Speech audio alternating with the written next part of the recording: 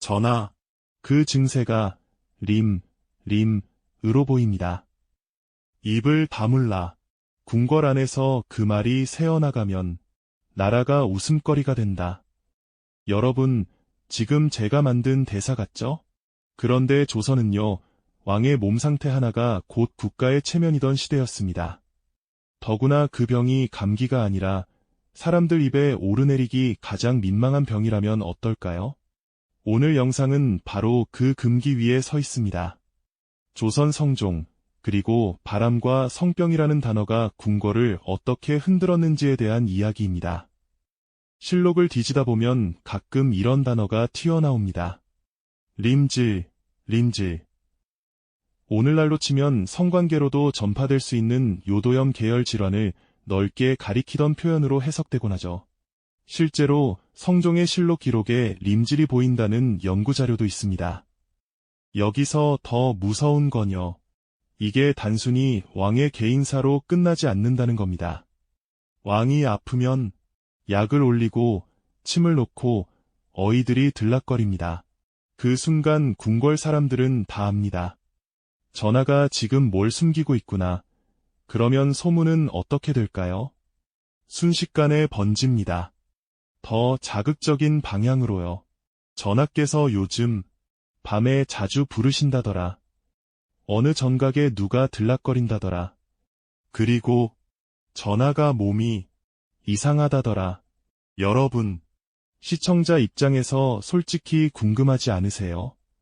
성종은 정말 바람둥이였을까? 그 시대 사람들은 성병을 어떤 눈으로 봤을까? 그리고 왕실은 그걸 어떻게 기록하고 감추고 통제하려 했을까? 오늘은 교과서식으로 점잖게 넘어가지 않겠습니다.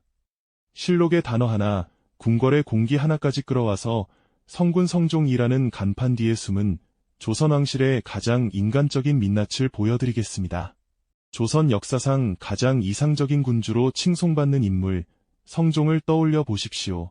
경국대전을 완성하여 법치국가의 기틀을 다지고 문화와 학문의 황금기를 이끌었던 위대한 왕. 우리는 그를 성군이라 부르며 존경에 맞이 않습니다. 하지만 과연 그 완벽함 뒤에 감춰진 또 다른 얼굴은 없었을까요? 역사서에도 온전히 기록되지 못한 은밀하고도 치명적인 비밀이 그에게 있었다는 사실을 알고 계신가요? 찬란한 업적의 그림자 속에는 수많은 여인들과의 관계, 그리고 그로 인해 찾아온 미스터리한 질병의 어두운 그림자가 짙게 드리워져 있었습니다. 오늘 우리는 이 완벽해 보이는 군주가 품었던 인간적인 욕망과 그로 인한 고통, 그리고 개인적인 비밀이 어떻게 한 나라의 역사에 깊은 영향을 미쳤는지 우리가 미처 몰랐던 성종의 진짜 이야기를 통해 역사의 입체적인 면모를 함께 경험하게 될 것입니다. 성종은 불과 13살의 어린 나이에 왕위에 올라 25년이라는 긴 재위기간 동안 조선을 반석 위에 올려놓은 명군이었습니다.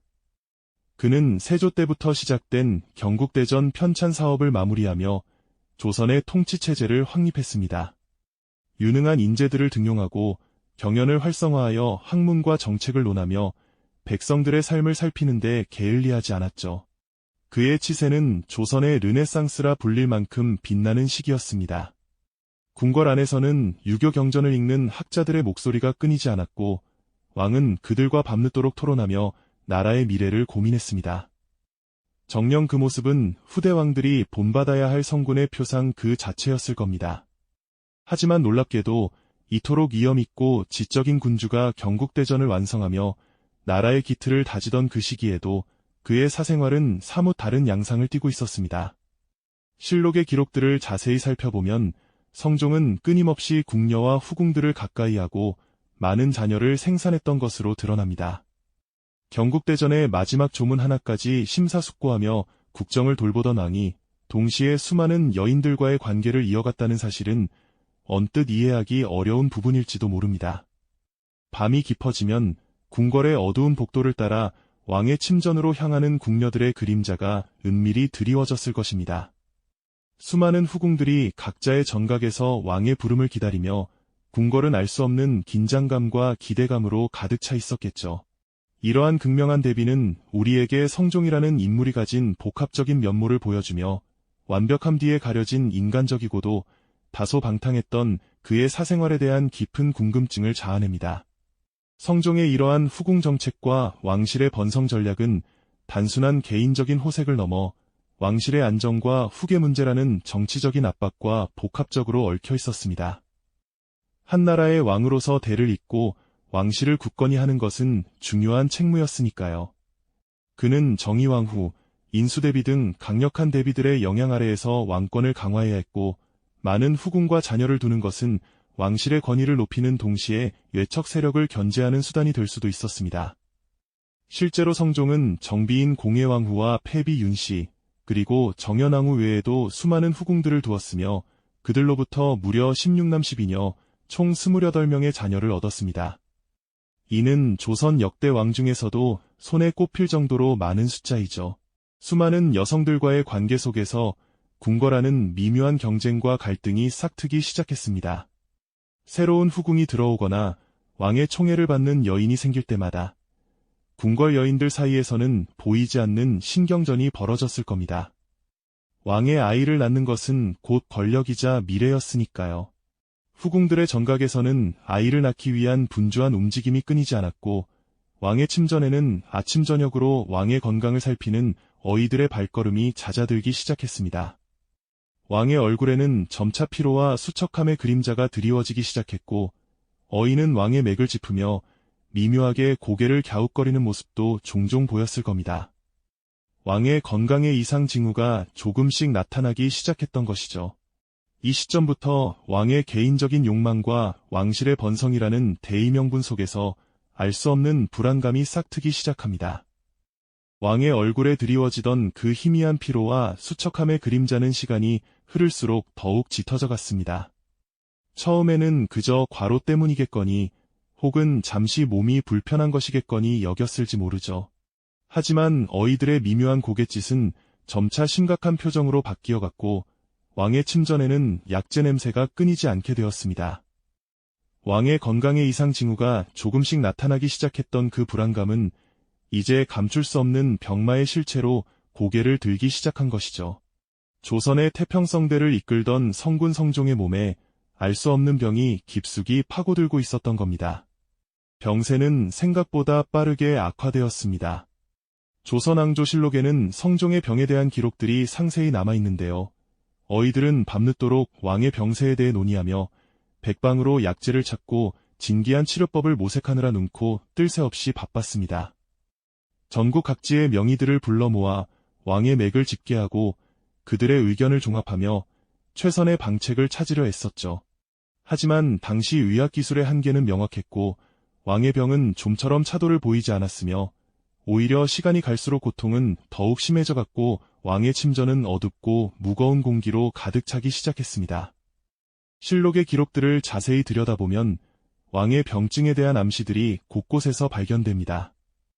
피부에 알 수 없는 발진이 돋아나고 하체 부위에 극심한 통증을 호소하며 밤잠을 설치는 날이 많아졌다는 내용들이 그것이죠. 특히 하체 부위의 고통은 어이들조차 명확한 원인을 찾기 어려워했던 듯합니다. 현대의학의 관점에서 본다면 이러한 증상들은 특정 질병을 강하게 의심하게 하는데요. 당시에는 감히 입 밖에 낼 수 없었던 왕의 치명적인 병명, 즉 성병으로 추정되는 구체적인 증상들이었을 가능성이 매우 농후합니다. 위대한 군주에게 찾아온 이 은밀한 질병은 단순히 왕 개인의 고통으로 끝나지 않았습니다. 왕의 병세가 깊어질수록 왕실과 조정에는 걷잡을 수 없는 불안감이 드리워지기 시작했죠.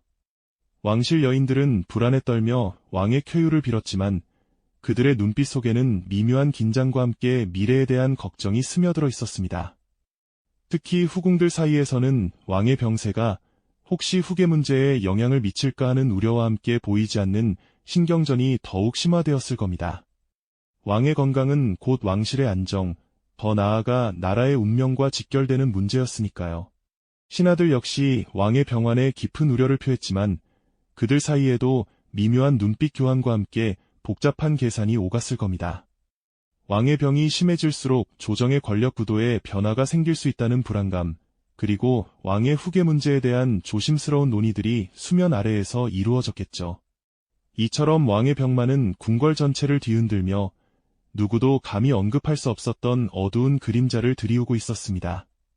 성군의 빛나는 업적 뒤에 가려진 인간적인 욕망과 그 결과가 결국 자신과 왕실을 위협하는 비극으로 이어지고 있었던 것이죠.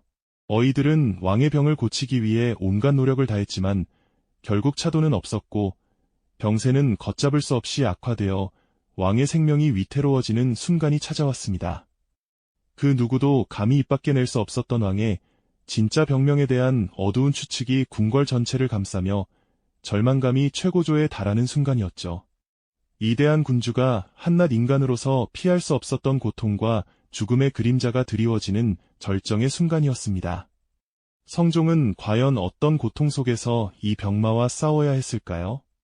그리고 조선의 운명을 짊어진 그의 병은 과연 어떤 결말을 맞이하게 될까요? 성종은 과연 어떤 고통 속에서 이 병마와 싸워야 했을까요? 그리고 조선의 운명을 짊어진 그의 병은 과연 어떤 결말을 맞이하게 될까요? 왕의 병세는 날이 갈수록 깊어졌고 어이들은 밤낮으로 왕의 침전 앞을 지키며 백방으로 차도를 찾으려 애썼지만 그 어떤 노력도 병의 진행을 막아내지 못했습니다. 조선왕조실록 곳곳에는 왕의 병환을 기록한 어이들의 조심스러운 보고서가 남아있는데요. 그 기록들을 찬찬히 들여다보면 당시 의술로는 도저히 감당할 수 없었던 미지의 고통이 왕을 덮쳤음을 짐작할 수 있습니다. 왕의 고귀한 피부 위로 마치 불꽃이 번지듯 붉은 반점들이 돋아나기 시작했고 그 위로 참을 수 없는 가려움과 고통스러운 발진이 거친 파도처럼 밀려왔다고 합니다. 특히 하체 부위의 통증은 더욱 심해져 왕은 밤잠을 편히 이루지 못할 정도였다고 실록은 전하고 있죠. 이러한 증상들은 단순한 감기나 평범한 질환과는 확연히 달랐습니다. 어이들조차 명확한 병명을 진단하지 못해 연일 고개를 갸웃거리고 해결책을 찾지 못해 애를 태웠던 것으로 보입니다. 백성들의 생로병사를 책임지는 어이들의 얼굴에도 깊은 절망감이 드리워졌을 겁니다. 당시 어이들은 왕의 병을 고치기 위해 온갖 귀한 약재를 동원하고 침과 뜸 시술을 반복하며 마지막 희망의 끈을 놓지 않았습니다. 전국 팔도의 명의들을 불러 모아 진찰하게 하고 기묘한 처방들을 시도했지만 그 어떤 노력도 왕의 병세를 호전시키지 못했죠. 오히려 시간이 갈수록 왕의 안색은 더욱 수척해지고 기력은 눈에 띄게 쇠약해져 갔습니다.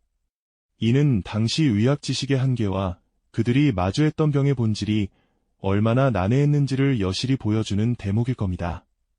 왕의 침전에는 온갖 약재 냄새가 진동했으나 병마의 기세는 결코 꺾이지 않았고 그저 깊은 절망감만이 궁궐의 밤을 지배했습니다. 왕의 병환이 깊어질수록 궁궐 안팎에는 짙은 불안감이 드리워졌습니다. 왕실의 여인들은 혹시라도 왕에게 불길한 일이 생길까 노심초사하며 밤늦도록 신에게 기도를 올렸고 조정의 신하들 사이에서는 왕의 병세만큼이나 민감한 후계 문제에 대한 미묘한 긴장감이 흘렀습니다. 왕의 건강이 곧 국가의 근간이었으니 이 불안감은 당연한 일이었겠죠. 한 나라의 수장이 흔들리는 순간 국가의 안위는 물론 모든 것이 함께 흔들릴 수 있다는 위기감이 궁궐 전체를 짓눌렀을 겁니다. 어이들의 진단서나 실록의 기록 어디에도 왕의 진짜 병명은 명확히 언급되어 있지 않습니다. 하지만 그 증상들을 통해 우리는 왕의 사적인 영역에서 비롯된 어쩌면 당시로서는 차마 입에 담을 수 없는 종류의 질환이었음을 짐작하게 됩니다. 궁궐 사람들은 모두 왕의 고통을 눈앞에서 보면서도 그 병의 은밀한 원인에 대해서는 침묵할 수밖에 없었던 것이죠. 왕의 절대적인 권위와 왕실의 체면, 그리고 국가의 안정을 위해 그 누구도 감히 그 숨겨진 진실을 언급할 수 없었던 겁니다. 마치 투명한 장막 뒤에 가려진 듯 모두가 알면서도 모르는 척해야 했던 비극적인 상황이었달까요.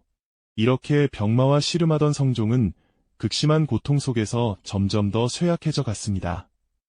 이대한 성군으로 추앙받던 그도 한낱 인간으로서 죽음의 그림자 앞에 얼마나 절규했을까요? 어이들은 밤낮 없이 왕의 곁을 지키며 마지막 희망을 놓지 않았지만 결국 왕의 생명은 바람 앞의 등불처럼 위태로운 지경에 이르고 말았습니다. 한나라의 운명을 짊어진 군주가 겪어야 했던 인간적인 고통, 그리고 그 고통이 궁궐 전체를 집어삼키는 비극적인 순간이었습니다. 과연 성종은 이 병마의 굴레에서 벗어나 다시 용상을 지킬 수 있었을까요? 그에 대한 답은 역사의 기록 속에서, 그리고 그의 고뇌 속에서 찾아야 할 숙제로 남아 있습니다.